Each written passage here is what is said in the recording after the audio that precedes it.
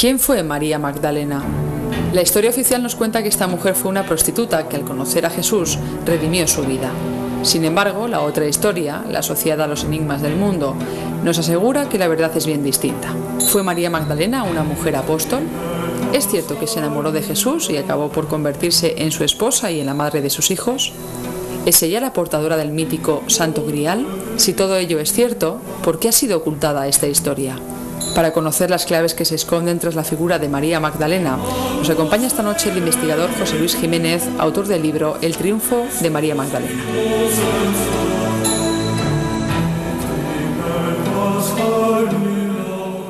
Pues ya tenemos a nuestro invitado en plató, José Luis Jiménez. Muy buenas noches. Hola, muy buenas noches. Bienvenido, José Luis. Bien hallado, gracias. ¿Quién fue María Magdalena? Porque yo me he leído tu fantástico libro, tu último libro publicado por Corona Borealis, El triunfo de María Magdalena, y aquí está claro quién era María Magdalena, al menos desde el punto de vista de José Luis Jiménez, nuestro invitado.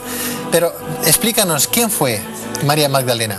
Bien, María Magdalena, como se ha comentado al principio, efectivamente fue no solamente un apóstol más de Jesús, sino que fue la apóstol de los apóstoles, tal como estaba indicado al inicio, en los principios de la historia cristiana, y como actualmente, hace muy poco tiempo, el propio Vaticano ha vuelto a reconocer este título que le correspondía por derecho propio a María Magdalena, volviéndola a nombrar la apóstol de los apóstoles. O sea, un apóstol más.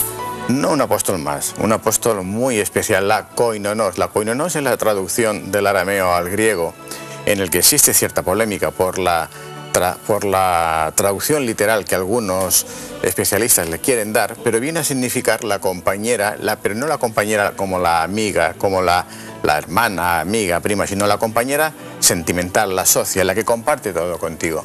Pero en los evangelios canónicos no aparece María Magdalena de esa manera, ¿no? No, claro, porque posiblemente hay que buscar los evangelios apócrifos, por ejemplo, no sé, como el no canónicos, el evangelio de Felipe, como para darnos cuenta de lo que dice ahí Felipe, ¿no? Que era la más amada de Jesús, ¿no? Claro, en el evangelio apócrifo de Felipe, gracias a que se encuentran en el año 1945 en Nag Hammadi, en el Alto Egipto, es que tenemos constancia de esta relación marital de Jesús y de María Magdalena. Es aquí, es en este evangelio de Felipe, donde se nos dice que Jesús amaba a María Magdalena más que a los demás apóstoles, que Pedro se queja por ello. Es aquí donde se dice también, dice, 3 eran las mujeres que siempre acompañaban al Señor. María, la tía de Jesús, la esposa de Cleofás, María la Virgen, la madre de Jesús, y María Magdalena, que era la amiga, la madre, y la compañera, dice, la koinonos. Es muy importante esta diferenciación, esta puntualización, porque cuando está diciendo la koinonos, se está refiriendo no a la compañera, no a la socia, a la que comparte todo, sino a la compañera sentimental. Hoy día nosotros, a nadie se le extraña cuando dices, oye, tu pareja o tu compañera, y sabemos a lo que nos estamos refiriendo cuando dices tu compañera o tu pareja. En aquella época, trasladar nuestro lenguaje hace 2000 años, pues es un poco difícil. Sí. Pero viene a significar exactamente lo mismo. José Luis, sin embargo, porque en ninguno de los evangelios se habla de María Magdalena bajo ese calificativo, ¿no? Sino de otro, la ramera, la prostituta, la mujer que le cambió la vida cuando conoció a Jesús de Nazaret. Perdona, no es así, no es cierto. No hay ningún evangelio canónico. Cuando digo canónico me refiero a los 4 que componen el canon, es decir, al de Marcos, al de Lucas, al de Mateo y al de Juan.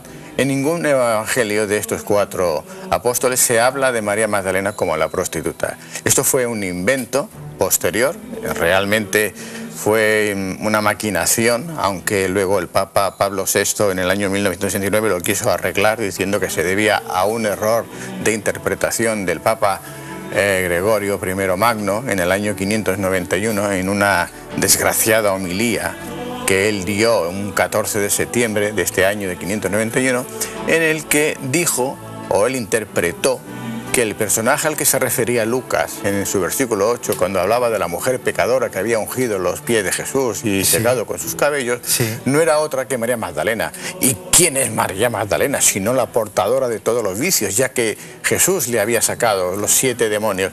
Aquí podríamos entrar a hablar porque a qué se refiere. A eso me refería yo, a ese pasaje de Lucas. Pero no habla de María Magdalena. Lo que yo no sabía, o sea, ¿quieres decir que la propia Iglesia adoptó lo que dijo Gregorio? Gregorio I Magno, en el 591. Fíjate que estamos hablando 200 y pico de años después del Concilio de Nicea, porque la clave, en el libro sí que se explica, la clave viene a partir del Concilio de Nicea. Hasta el Concilio de Nicea, María Magdalena era considerada la apóstol de los apóstoles. Tanto es así que, como podrá observar el lector cuando lea el libro, existe en Francia, en un pueblecito que se llama Saint-Maximin, un sarcófago muy especial de un granito, un granulado especial que solo existe en una zona del mundo que son las canteras imperiales del Mar de Mármara, en Constantinopla, y es traído en el siglo IV, en el 350 aproximadamente, para custodiar los restos de este personaje. Si fuese una prostituta, resultaría más que absurdo, no solamente por la gran obra y por lo que representa, traer un sarcófago de estas consideraciones, de estas dimensiones, para sepultar a una prostituta. De alguna manera, entonces, la portadora del santo grial, sangre real, exactamente, ¿es María Magdalena? Sí, por supuesto, sin ninguna duda. ¿Descendencia María Magdalena? Sí, en el libro vemos aquí, hay un retablo que ¿Una yo tal descubrí. Sara podría ser su hija? No. ¿Cómo se llamaba su hija? ¿Tuvo una hija?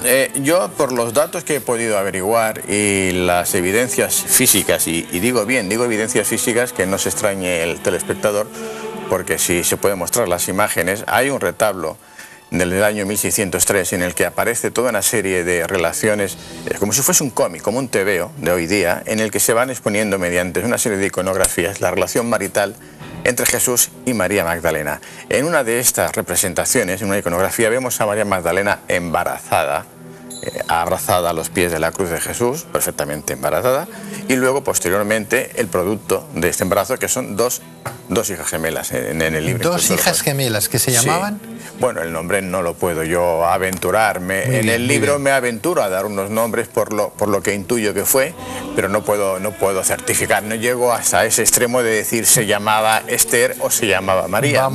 Vamos a descubrir este libro, fantástico libro, El triunfo de María Magdalena, de José Luis Jiménez, jaque mate a la Inquisición. Desde luego, a José Luis Jiménez en otro tiempo posiblemente lo hubieran quemado, y sobre todo el gran amigo de los amigos, Torquemada, ¿no? Sí. Hubiera buscado por Allende de los Mandes, de los mares, ¿no? Precisamente en este caso que el Papa les había otorgado el control de la Inquisición. Te agradezco, José Luis, perdóname que no tenemos más tiempo, que hayas estado con nosotros. Recordar que este es un libro que nosotros vamos a recomendar a todos ustedes, El triunfo de María Magdalena, de José Luis Jiménez, de la editorial Corona Borealis. José Luis, muchísimas gracias y en otra ocasión seguiremos abordando más este fantástico tu libro. Gracias. Será un placer, gracias. Gracias y muy buenas noches. Buenas noches.